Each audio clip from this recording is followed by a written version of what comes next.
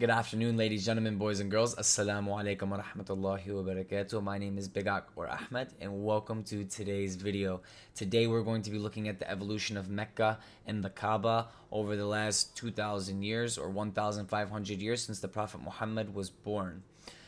In this video, just to make sure you guys understand what we're looking at, I'll explain to you what the Kaaba is. That black box that's in the middle of Saudi Arabia that all of the Muslims on the planet pray towards. We don't pray to it. We do not worship it. We do not worship idols. We do not have images of any prophets. We don't have images of God, and we don't pray at altars. We don't pray in this way. So just so everyone understands what the Kaaba is, the Kaaba is believed to be by the Muslims the original house of worship that was built by Prophet Abraham, who is the grandfather of monotheism. Prophet Abraham prayed for a son, a prophet's son, for 80 years.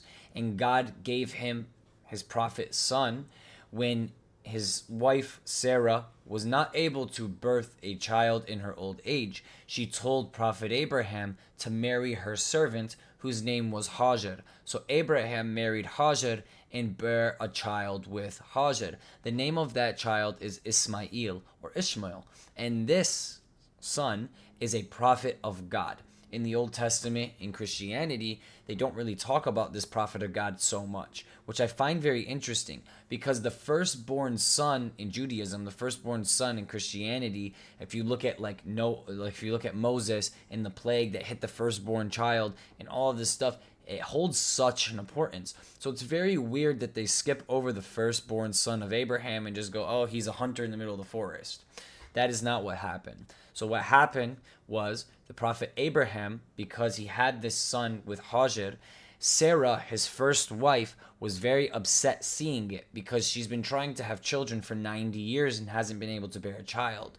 So God Almighty told Abraham to take Hajar and take Ismael, an infant baby, and take them into the middle of Mecca, which is located in modern-day Saudi Arabia.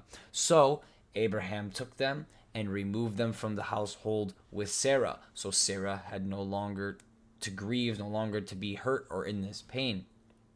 Sarah's patience after this and her honor to allow her husband to do something like this and her patience with God, God went ahead and gifted Sarah and Abraham with a second son whose name is Isaac or Ishaq in Arabic. So Isaac comes from the lineage of Sarah on this side, and this is where the Jewish people come from. When we go down this line, you have Jacob, who is Israel, the 12 tribes of Jacob, like Judah and Joseph, and then from there on out, you have all of the other prophets, David, Solomon, peace be upon them all the way down to the Messiah, Jesus Christ. And that is where Judaism and Christianity splits. So the Muslims believe that when Prophet Abraham had taken Ismail to migrate him over to Mecca with his mother, that a civilization started there. And when a civilization started there, Prophet Abraham would migrate back and forth or travel back and forth, pilgrimage back and forth to Mecca specifically to visit his son. And while he was doing this and his son got older in age, they built the original house of worship, the first mosque, the first temple, the first church. And that is called the Kaaba, which is that square black box that you guys see. We revered this place very, very, very much because it is the first house of worship built by the grandfather of monotheism.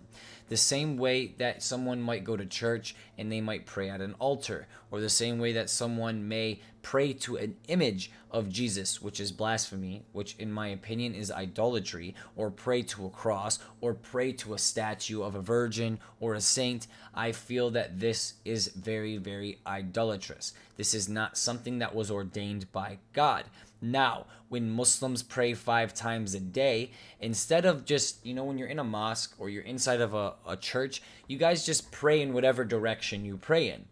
But we believe that it is important for all human beings when they pray to direct their prayer towards the original house of worship that Abraham built. This is very important, especially because Muslims pray at the same time of day, meaning that every person in Orlando, Florida, every person in Detroit, Michigan, every person in Los Angeles, California, in their time zones, when it's time to pray, they all pray at the same time and they all pray in the same direction. And this is a web that is the center point of prayer for the planet.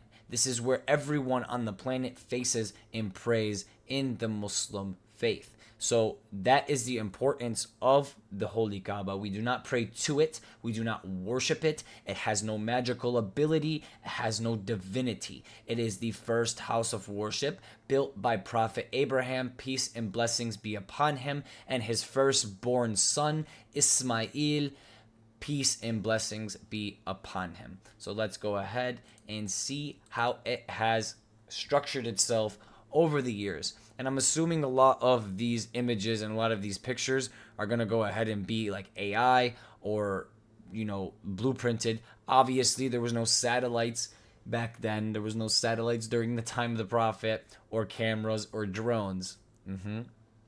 So this says this is the Kaaba at the time of the Prophet Muhammad. This is how it was seen to look. This is how it should have looked.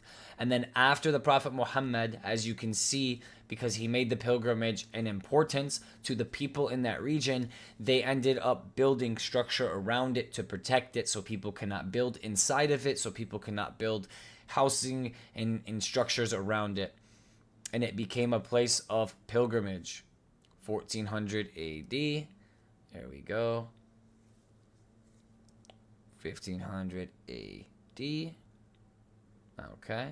And as you can see, the civilizations that build around it, they still build around it. Everything goes through stages. And there you go again. You have a complete, this is the 18th century. That is the 19th century. So you'll see we have a reoccurring theme here. Once we get to the 18th, 19th century, the Kaaba has been completely blocked off. And there is a complete radius around it to keep it open. And the reason that there's a radius around it is not so people don't build houses next to it. It's because the more and more and more time has gone on, more and more and more people have pilgrimaged to this holy place. This is one of the 5 pillars of Islam.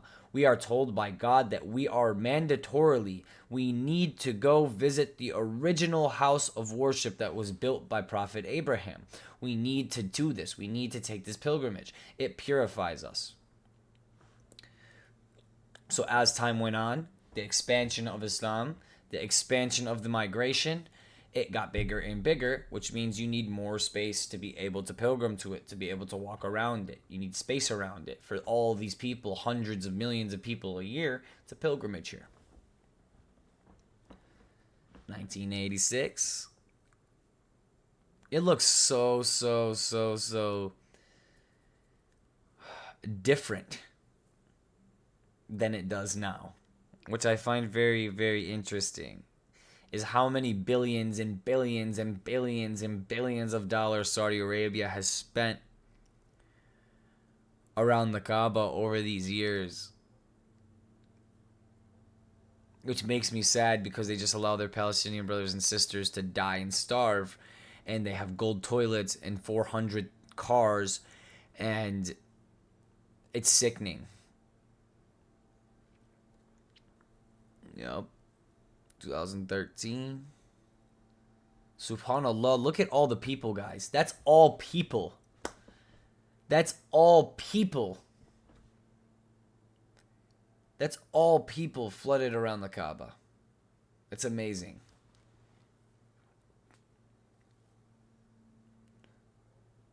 I can't wait to go. I can't wait to go. The essence, the feeling is going to feel so good. Yep, that makes about sense. The future structure of Mecca kind of looks like the Qatar FIFA World Cup stadium in a way, you know? Oh yeah, it's big. All right, awesome. Well, that's it for that. It was really, really cool to see kind of how the house has been preserved and how it has been protected over the last 1,500 years. It is amazing to share this story with my audience and allow them to understand why the Kaaba is there, why it is so important for us, to make you guys understand that Ismael is also a prophet.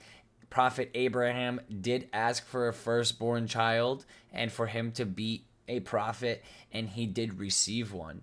Why the Jewish people and the Christian people like to ignore this, and why they just jump to Isaac and think Isaac and his lineage all the way down are chosen, and the Prophet Muhammad is not a prophet, and he's not from the lineage, he's not from anything. The Prophet Muhammad comes from the line of Ismael. Ismael is the firstborn child of Abraham. Muslims also believe that the son that was sacrificed on the mountain, who was sacrificed when Abraham was told to go sacrifice your son and God replaced him with the lamb, we believe that that was Ismael. We do not believe that that was Ishaq. We do not believe it was Isaac.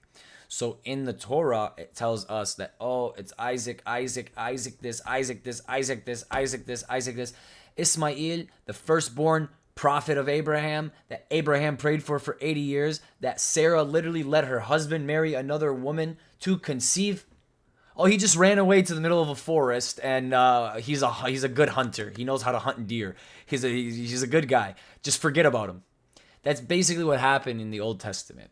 So I find that very distasteful as well, that someone, the people of the book, the people who came from the lineage of Abraham, for some reason doesn't ever want to talk about Ismael, who is the firstborn son of Abraham, who is their grandfather, basically. They're like Abraham is their grandfather, but they care more about the lineage that comes from Sarah, Abraham's wife, than they do about Abraham. Abraham was the prophet.